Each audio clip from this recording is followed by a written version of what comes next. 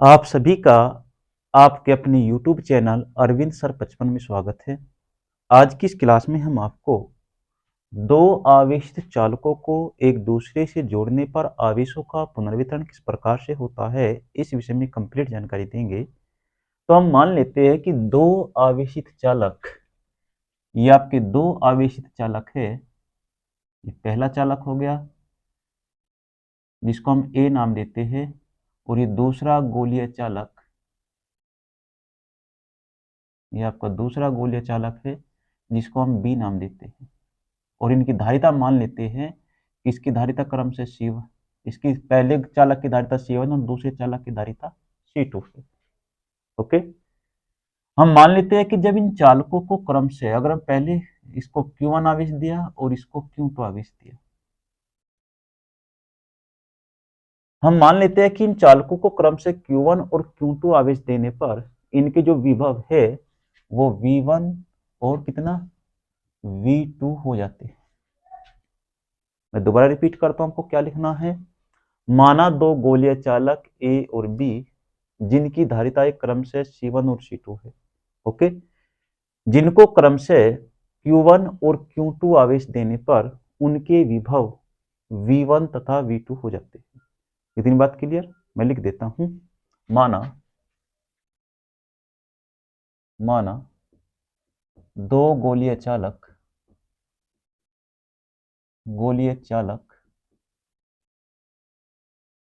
ए तथा बी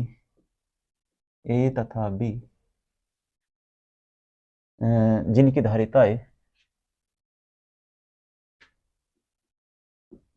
धारिताएं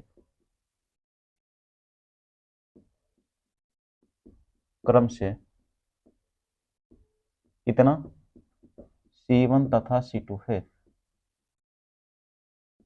एक दूसरे से पृथक है। पृथक का मतलब यहाँ अलग अलग है, एक दूसरे से पृथक है।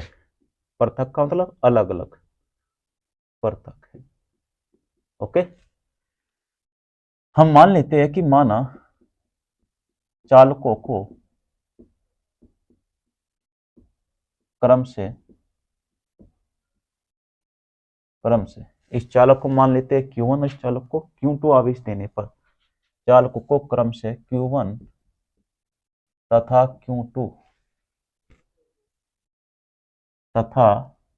Q2 आवेश देने पर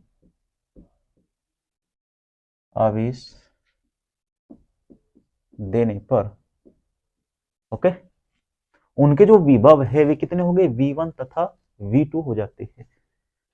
विभव देने पर विभव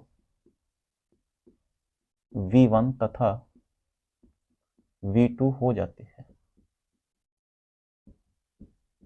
ओके, और हम मान लेते हैं कि जो ये विभव है, ये जो चालक है, ये उच्च विभव पर है। ये माना अपनी तरफ से हमने उच्च विभव, और ये जो दूसरा चालक है बी, जो ये है, ये निम्न विभव पर है, कम विभव पर, निम्न विभव। ओके, इतनी बात क्लियर? चलिए ये देखिए, तो हमने क्या लिखा कि जैसे हम इनको Q1 और Q2 आवेश देंगे तो उनको विभव V1 और V2 हो जाते हैं। तो आपने एक फॉर्मूला पढ़ा हुआ है C इक्वल टू धारिता का Q अपॉन V। अगर मैं यहाँ से Q की मात्रा निकालूं तो Q क्या हो जाएगा, CV। तो अगर मैं अब देखूं कि जो गोलीय चालक A है, इस पे कितना आवेश है, तो हम लिखेंगे चालक A पर आवेश वो कितना हो जाएगा, वो हो जाएगा आपका कितना, Q1 इक्वल टू, इसके अनुसार C1 V1, इसकी धारिता C1 और विभव V1 है ना, तो C1 V1। ओके, और इसी प्रकार से अगर मैं चालक B पर आवेश निकालूं तो चालक B पर आवेश, जिसको हमने क्या माना है, Q2, तो Q2 इस फॉर्मूले से क्या हो जाएगा, C2 V2। ओके, इतनी बात क्लियर हुई? चले आगे, ये देखिए। लेकिन अब जैसे मैं इन चालकों को क्या करूंगा, एक चालक तार से जोड़ दूंगा, मैं मान लेता हूं कि मैंने क्या काम किया, इन चालकों को एक तार से जोड़ दिया। तो जैसे ही तार से जोड़ेंगे तो जो आवेश होगा वो किधर से किधर की ओर प्रवाहित होगा। आवेश मैंने आपको पहले भी एक क्लास में बताया हुआ है, विभव वाली क्लास में, आप जा करके उस क्लास को देख सकते हैं। मैंने कहा था कि जब विभव आवेश हमेशा उच्च विभव से कम विभव की ओर प्रवाहित होता है और तब तक प्रवाहित होता रहता है जब तक कि दोनों के विभव का मतलब तल बराबर न हो जाए।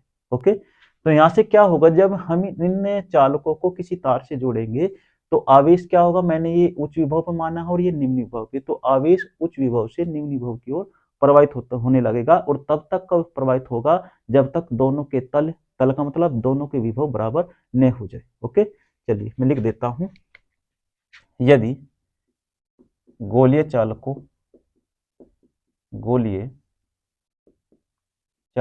और ये गोलीय चालक क्या है, ए और बी, यदि गोलीय चालकों को किसी तार से जोड़ दिया जाए, किसी तार से जोड़ दिया जाए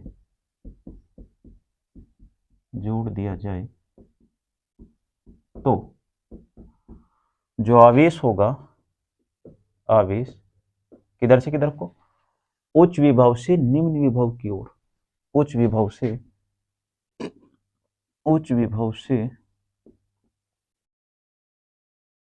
निम्न विभव की ओर, निम्न विभव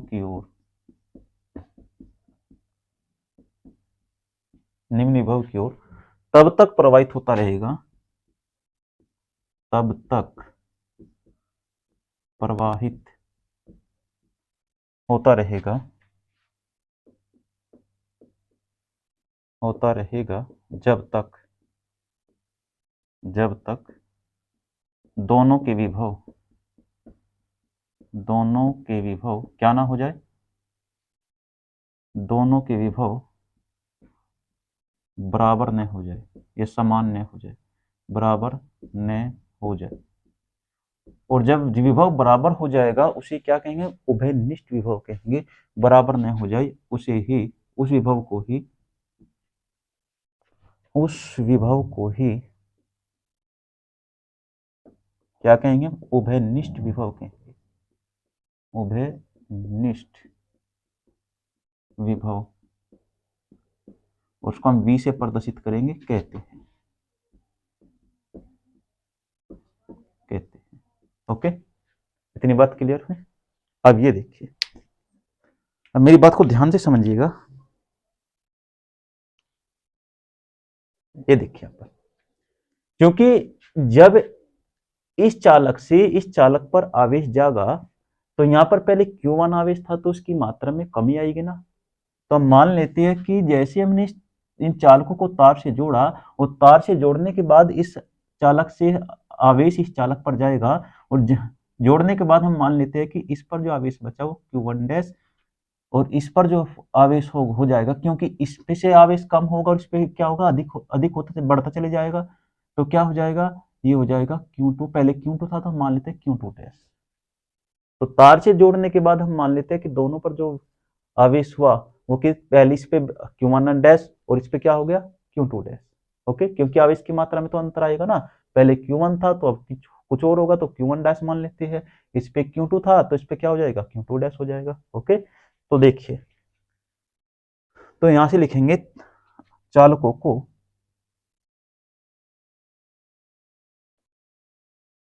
किसे जोड़ने पर, तार से जोड़ने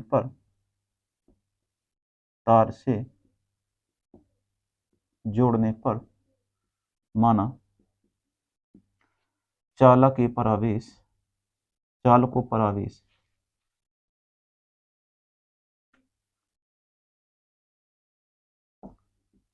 पर आवेश कितना मान लेते हैं, पहले भी मान लेते हैं Q1 डैश तथा और दूसरे पे क्या मान लेते हैं Q2 डैश।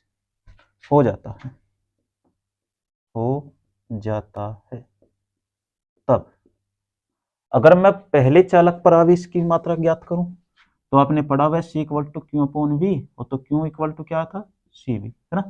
तो यहां से जैसे मैं Q1 डैश की वैल्यू निकालूंगा तो Q1 डैश की वैल्यू क्या हो जाएगी, तो Q1 डैश की जो आपकी वैल्यू हो जाएगी वो कितनी हो जाएगी, Q1 डैश हो जाएगी C1, और विभव तो बराबर हो गए ना, मान लेते हैं दोनों को, जो विनिष्ट विभव है वो कितना हो गया V। तो यहाँ पर तो क्या हो जाएगा, जब Q1 डैश की वैल्यू हम निकालेंगे तो धारिता तो C1 ही रहेगी, लेकिन विभव क्या हो गया, विभव तो चेंज हो गया ना, वो क्या हो जाएगा C1V। और इसी प्रकार से जब इसकी वैल्यू निकालूंगा मैं Q2 डैश की, तो इसकी धारिता Q2 डैश, इसकी धारिता कितनी C2, और विभव कितना हो जाएगा, पहले V2 था, अब उभयनिष्ठ विभव कितना हो गया V, तो क्या हो जाएगा C2V। तो ये हो जाएगा आपका, ये C1V हो जाएगा, और ये हो जाएगा Q2 डैश, ये हो जाएगा C2। Any problem? ओके, चलिए अब ये देखिए,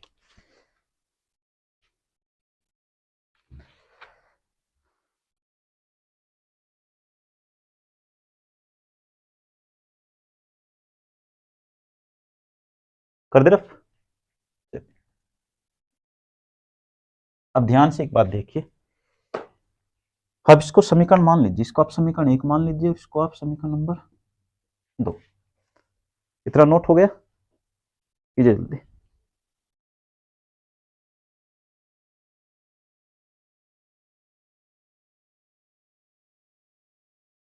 अब मैं क्या काम करता हूं देखिए, अगर मैं समीकरण 1 को समीकरण 2 से डिवाइड कर दूं, समीकरण 1 से समीकरण 1 को डिवाइड कर दो किससे, समीकरण 2 से। अब क्या होगा, यहां पर देखिए Q1 डैश, ये आपका है Q1 डैश, और ये आपका है Q2 डैश इक्वल टू, जैसे डिवाइड करेंगे V से V कैंसिल हो जाएगा, तो क्या बचा, ये आपका बचा C1/C2। तो यहां से आपका क्या रिजल्ट निकला कि आवेशों के पुनर्वितरण में आवेश जो होता है वो उनकी क्या हो जाता है, धारिताओं के, और ये धारिता ना, ये पहले ये C1 और ये C2 क्या धारिता, तो धारिताओं के, ये वर्टिकल लाइन है तो अनुपात, धारिताओं के अनुपात में बट जाता है। मैं बात लिख देता हूं, अतः आवेशों के पुनर्वितरण में, आवेशों के पुनर्वितरण में क्या होता है, जो आवेश होता है, आवेश किनकी, चालकों की धारिताओं, ये धारिता होगी आपकी, धारिताओं के अनुपात में बट जाता है।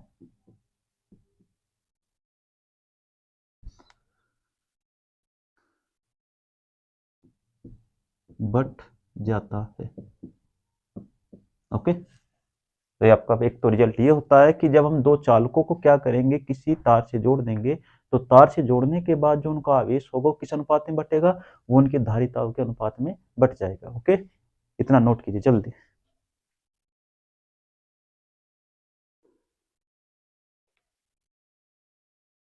हो गया, अब आगे देखिए, ये रफ कर दो।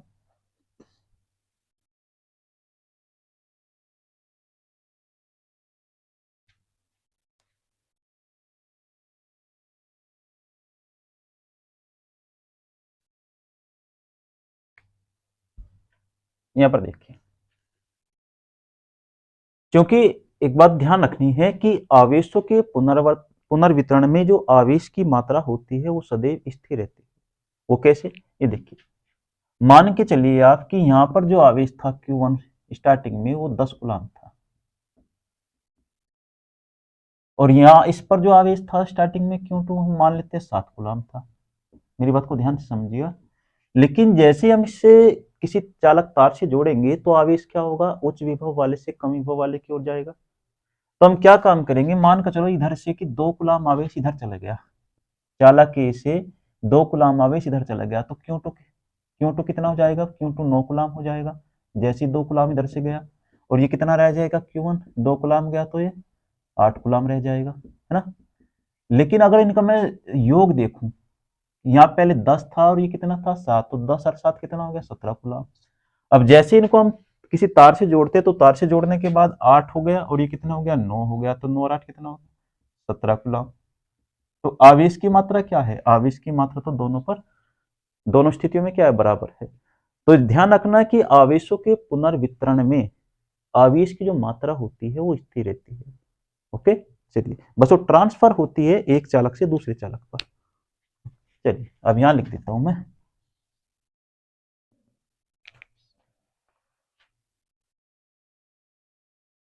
समझिए इस बात को। आवेशों के पुनर्वितरण में, आवेशों के पुनर्वितरण में,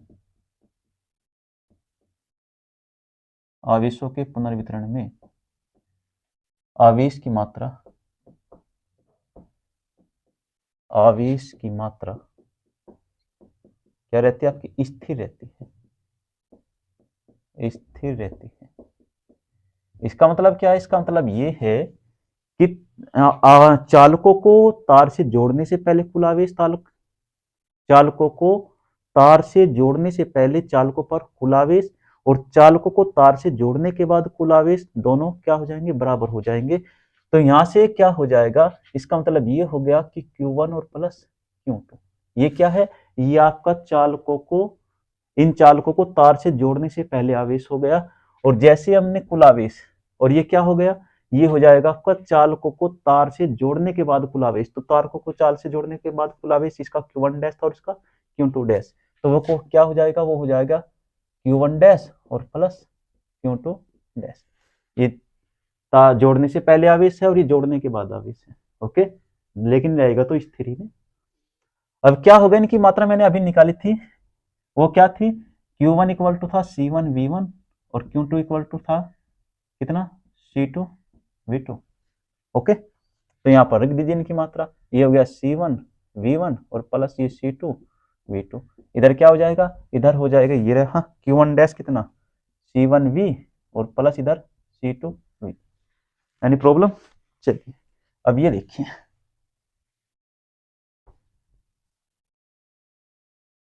ये देखिए इधर C1 V1 plus C2 V2 और इधर क्या हो जाएगा, इधर आप V कॉमन ले लीजिए तो क्या बचा C1 प्लस C2।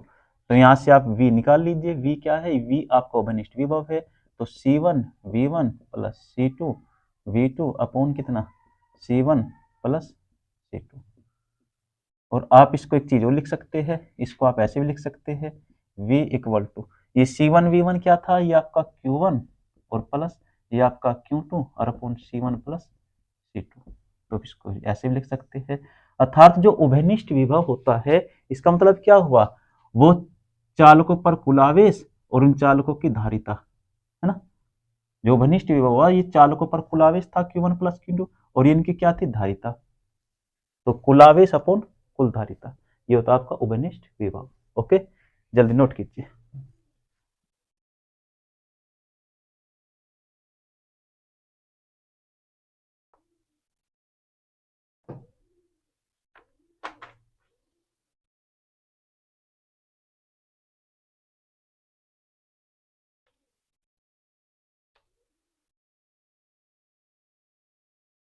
हो गया, चले।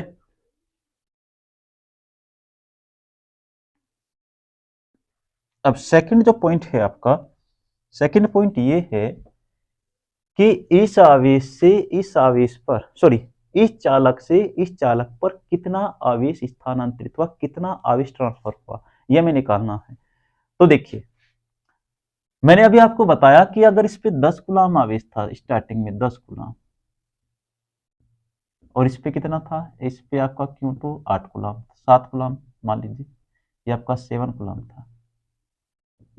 और मैं कह रहा हूं कि इस पे क्या हो गया, इस पे 2 कूलम्ब आवेश जाकर इधर 9 कूलम्ब हो गया और इधर कितना रह गया, 8 कूलम्ब।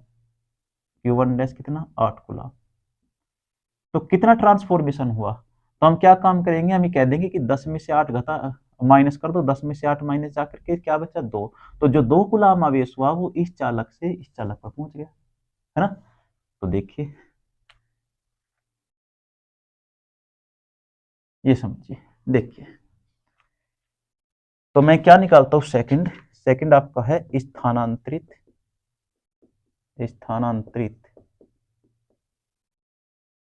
आवेश की मात्रा। आवेश की मात्रा। तो आप थोड़ा सा लिख लीजिए। आप लिखेंगे क्या कि इस पर क्या था, पहले तार से जोड़ने से पहले इस पर आवेश Q1 था, माना चालक ए पर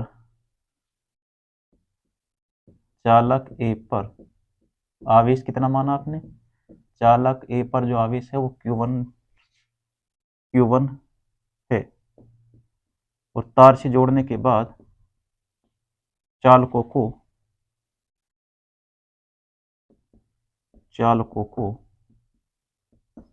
तार से जोड़ने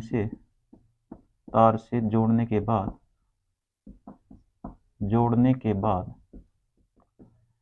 जो आपकी आवेश की मात्रा कितनी माना के बाद चालक ए पर आवेश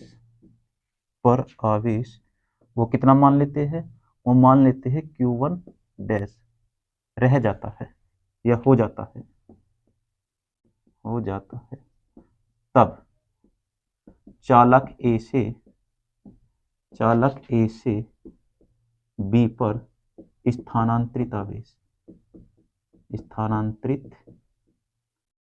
आवेश वो कितना होगा, वो आपका हो जाएगा, आप Q1 में से Q1 डैश माइनस कर दीजिए। समझे नहीं, अब समझेंगे। देखिए मैं ये कहना चाहता हूं आपको कि अगर यहां पर Q1 का value Q1 equal to 10 coulomb था, और यहां से जाने के बाद इस पर हम मान लेते हैं कि इससे जो आवेश इस चालक बी पर पहुंच गया, तो जाने के बाद 7 कूलम बचा।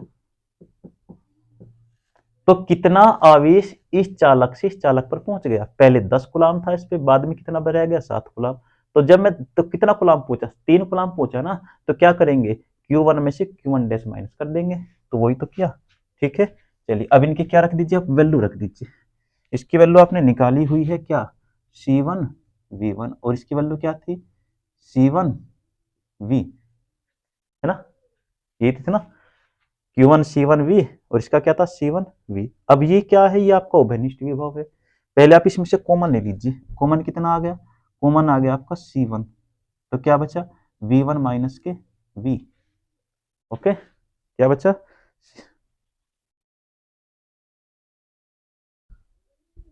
इतनी बात क्लियर। चलिए अब क्या काम करेंगे, अब आप इसकी वैल्यू रख दीजिए उभयनिष्ठ विभव की।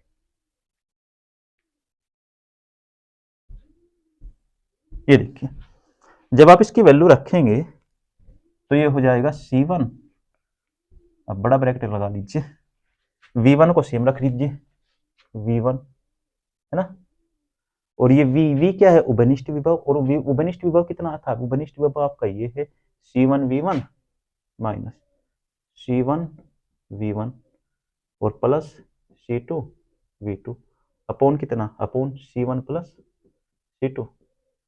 एनी प्रॉब्लम, चले देखिए, अब इसका आप एलसीएम ले लीजिए, क्या आ जाएगा, यहाँ पर आप 1 मान लीजिए अपॉन में, तो इसका एलसीएम आ जाएगा, C1 को आप 12 रख लीजिए, C1, ये आपका एलसीएम आ जाएगा C1 प्लस C2, इसकी मल्टीप्लाई यहाँ पर कर दीजिए। तो जैसे आप इसकी मल्टीप्लाई यहाँ पर करेंगे तो आपको क्या मिलेगा, आपको ये मिलेगा C1 V1, C1 V1, इसकी मल्टीप्लाई होगी तो माइनस होकर प्लस, इसकी भी तो मल्टीप्लाई होगी C2 V1, भैया एक बार इसकी करी C1 V1 और दूसरी बार इसकी करी प्लस C2 V1, और माइनस आप ये लिख लीजिए, ये हो जाएगा C1 V1, और ये बार माइनस है तो ये माइनस हो जाएगा C2 V2। ओके, चलिए अब ये देखिए कुछ कैंसिल हो जाएगा, C1 V1 कैंसिल, तो क्या बचा, C1 ये बचा आपका C2 V1 और माइनस C2 V2 अपॉन कितना, upon C1 plus C2। Okay, हो गया।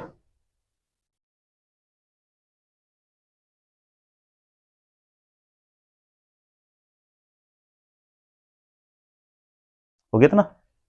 चलिए अब इसमें से क्या कॉमन लीजिए आप, C2 कॉमन ले लीजिए, तो ये बचा आपका C1, C2 कॉमन आ गया, तो क्या बचा V1 माइनस V2, और अपॉन में कितना, अपॉन में बचा आपका C1 प्लस C2। तो ये होता है आपका उभयनिष्ठ वो स्थानांतरित आवेश की मात्रा, स्थानांतरित, ये क्या हुआ आपका, ये हो गया आपका स्थानांतरित आवेश की मात्रा, आवेश। ओके, चलिए जल्दी से नोट कीजिए।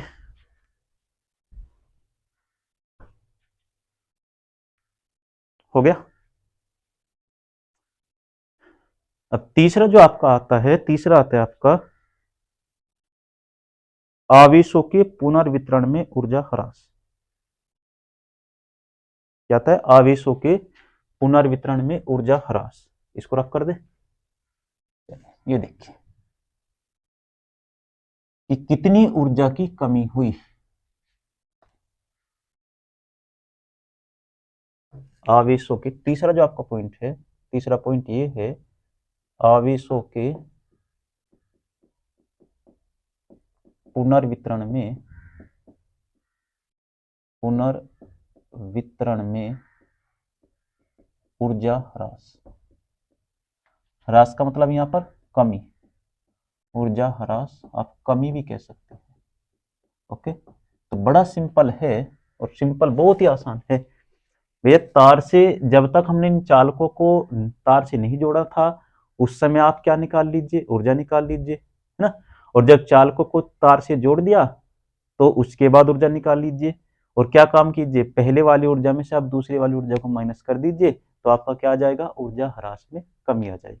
कैसे, देखिए आपने एक फॉर्मूला पढ़ाया कल, मैंने आपको बताया था इससे पिछली वाली क्लास में, आप डिस्क्रिप्शन में जाके उसका लिंक दिया हुआ है, उस क्लास को देख सकते हैं कि आवेशित चालक की जो स्थितिज ऊर्जा होती है वो होती है 1/2 C1, 1/2 CV square, CV square. तो जब मैं इसको रफ कर दे, चलिए ये देखिए,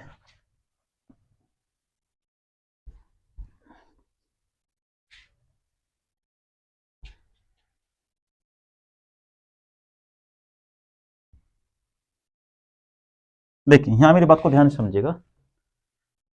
ये होती है किस आवेशित चालक की जो स्थितिज ऊर्जा होती है, वो मैंने आपको बताया हुआ है, U इक्वल टू क्या होता है, 1/2 CV स्क्वायर। ओके, जब मैं इसकी ऊर्जा निकालूंगा तो क्या हो जाएगी, ये हो जाएगी U इक्वल टू 1/2, इसकी धारिता कितनी C1, और इसकी धारिता विभव कितना V1 का स्क्वायर, और जब इसके निकालूंगा तो U equal to 1/2 CT C2 और V2 का स्क्वायर। ये ऊर्जा कब है, ये ऊर्जा तब है जब हमने चालकों को कहीं से जोड़ा, तार से नहीं जोड़ा था। लेकिन जैसे ही मैं इन चालकों को तार से जोड़ दूंगा तो क्या हो जाएगा, विभव V1 और V2 की जगह उभयनिष्ठ विभव क्या हो जाएगा, V हो जाएगा। तो तब ऊर्जा क्या हो जाएगी, 1/2 C1, धारिता तो C1 ही रहेगी, लेकिन विभव क्या हो जाएगा, विभव V हो जाएगा। और इसकी क्या हो जाएगा, इसका हो जाएगा 1/2 C2 और V स्क्वायर। तो ये है चालकों को तार से जोड़ने के बाद ऊर्जा, और यह चालकों को तार से जोड़ने से पहले ऊर्जा, है ना। तो क्या काम करेंगे, जब हम ऊर्जा ह्रास निकालेंगे तो इस प्रकार से लिखेंगे, आवेशों के पुनर्वितरण में ऊर्जा ह्रास। तो जो ऊर्जा ह्रास होगी, ऊर्जा ह्रास मैं आपको एक बार हिंदी में लिख देता हूं, होगा चालकों को, चालकों को तार से जोड़ने से पहले ऊर्जा, जोड़ने से पहले ऊर्जा, और इसमें से माइनस कर दीजिए, माइनस कितना, चालकों को तार से जोड़ने के बाद, तार से जोड़ने के बाद ऊर्जा।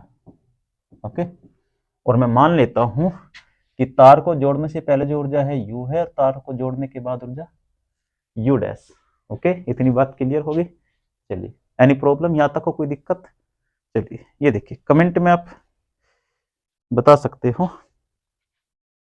तो यहाँ पर तारक चालकों को जोड़ने से पहले कुल ऊर्जा कितनी हो जाएगी? कुल ऊर्जा तो ये हो जाएगी ना, ये वाली। तो ये हो जाएगा 1/2 C1 V1 का स्क्वायर और प्लस 1/2 C2V2 का स्क्वायर। इसमें से आप माइनस कर लीजिए, माइनस कौन सी ऊर्जा? ये वाली ऊर्जा, ये तार को जोड़ने के बाद ऊर्जा। तो 1/2 है ना, कितना 1/2 C1V का स्क्वायर और माइनस प्लस 1/2 C2V का स्क्वायर। बताओ एनी प्रॉब्लम यहाँ तक का? चले चलो, अब यहाँ पर देखिए, आप यहाँ पर कॉमन ले लीजिए। अब आप इसको सोल्व कर सकते हैं।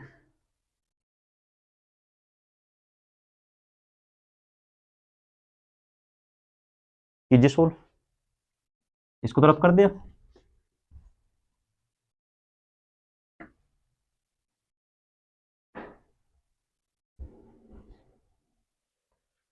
यहां से आप क्या काम कीजिए, यहां से आप 1/2 कॉमन ले लीजिए, है ना।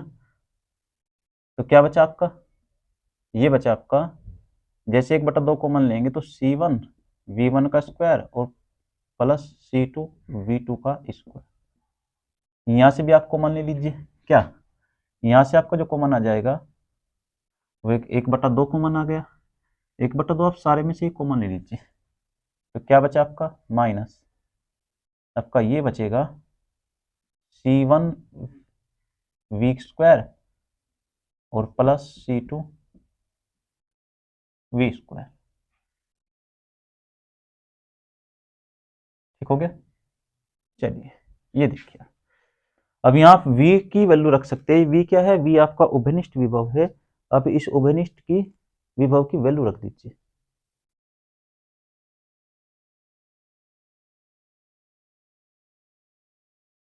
है ना। रखिए,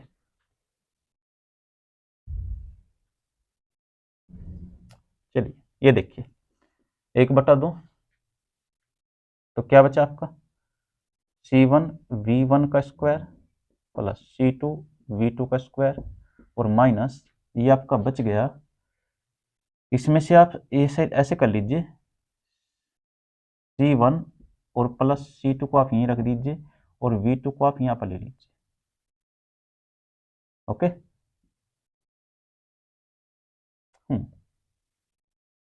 ये हो गया। अभी V की वैल्यू रख दीजिए। V क्या था आपका? V इक्वल टू था C1V1 प्लस C2V2 और अपॉन कितना? C1 प्लस C2, है ना।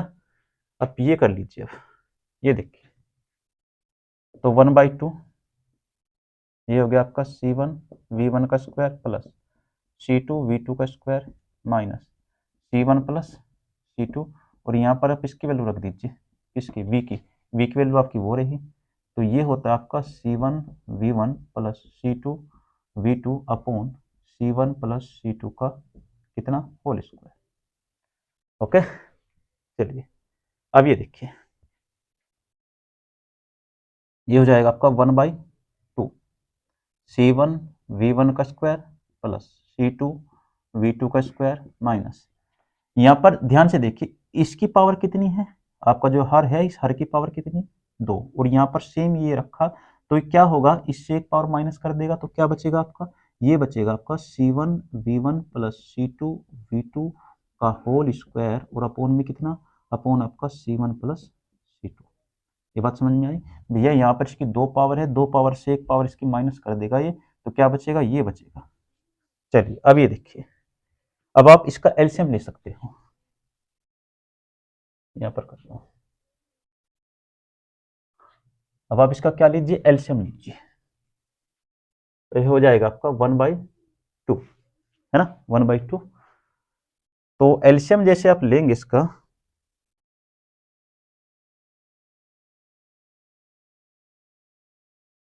आप इसका एलसीएम ले लीजिए। तो इसका जो एलसीएम आ जाएगा वो क्या आ जाएगा? वो आ जाएगा आपका C1 प्लस C2 और इस C1 प्लस C2 की मल्टीप्लाई कहाँ पर हो जाएगी? यहाँ पर हो जाएगी इसमें। तो ये होगा आपका C1 प्लस C2, है ना। और वो क्या आपका? वो है आपका C1V1 का स्क्वायर और प्लस C2 v2 का स्क्वायर, है ना। इसकी मल्टीप्लाई यहाँ पर होगी माइनस माइनस, ये आपका माइनस आ गया। और आप क्या कीजिएगा, इसको आप खोल के लिख लीजिए। आपने a प्लस बी का होल स्क्वायर पढ़ा है, तो ये आपका a है, ये b है, तो क्या हो जाएगा, यहाँ पर ब्रैकेट लगाइए, c1 v1 c का स्क्वायर v1 का स्क्वायर, है ना, प्लस c2 का स्क्वायर v2 का स्क्वायर, और माइनस कितना, plus plus 2 c1 c2 v1 v2, 2ab होगा ना, c1 c2 v1 v2, तो ये हो जाएगा आपका। ओके, देखिए, ठीक है। अब ये देखिए, अब यहां से आप इसके अंदर मल्टीप्लाई कर दीजिए, तो क्या हो जाएगा 1/2। जैसे मल्टीप्लाई करेंगे c1 और c1 ये रहा, तो c1 का स्क्वायर, और v1 का भी क्या है, v1 का स्क्वायर, प्लस यहां से मल्टीप्लाई करेंगे तो c1 c2 c1 c2 और v2 का स्क्वायर। ओके, अब इसकी मल्टीप्लाई कीजिए, प्लस c1 c2 v1 का स्क्वायर, और प्लस क्या हो जाएगा, प्लस हो जाएगा c2 की मल्टीप्लाई करेंगे तो c2 का स्क्वायर, और कितना, v2 का स्क्वायर। ओके, माइनस, ये आप सी में रख दीजिए, c1 v1 का स्क्वायर प्लस c2 का स्क्वायर, और v2 का भी क्या है, स्क्वायर, और प्लस कितना, 2 c1 c2 v1 v2, और अपोन में कितना, अपोन में आपका है c1 प्लस c2। ठीक है, एनी प्रॉब्लम। चलिए अब देखिए, ये आपका जो 2, यहां से ध्यान से देखिए, ये माइनस c1 v1 का स्क्वायर, ये प्लस का c1 v1 का स्क्वायर कैंसिल, ये c2 v2 का स्क्वायर और ये c2 v2 का स्क्वायर, ये माइनस हो जाएगा, और ये क्या है, प्लस, ये कैंसिल, तो आपका जो बचा वो लिख लीजिए। तो ये बचा 1/2, ये बचा आपका c1 c2 और v2 का स्क्वायर, प्लस आपका एक ये बचा c1 प्लस c1 c2 और v1 का स्क्वायर। ओके, और ये आपका कैंसिल हो गया, ये कैंसिल हो गया ना, ये कैंसिल, ये कैंसिल, ये, तो क्या बचा, माइनस का वो बचा 2 c1 c2 v1 v2, और अपोन में आपका जो c1 प्लस c2। ओके, अब यहां से आप c1 c2 c1 c2 c1 c2 common ले लीजिए, तो 1/2 c1 c2 आपका कॉमन आ गया, तो क्या बचा आपका, आप इसको पहले लिख लीजिए v1 का स्क्वायर, और प्लस क्या होगा, प्लस v2 का स्क्वायर, और माइनस 2 v1 v2, और अपोन में कितना, c1 प्लस c2। अच्छा जी, तो ये 1/2, तो c1 c2, आप इसको फॉर्मूला बना के लिख सकते हैं कहीं का, v1 माइनस v2 का होल स्क्वायर, और अपोन कितना, अपोन c1 प्लस c2। तो ये होता है आपका ऊर्जा ह्रास। क्या होता है, ऊर्जा ह्रास, ये होता है आपका ऊर्जा ह्रास। ठीक है, नोट कीजिए जल्दी।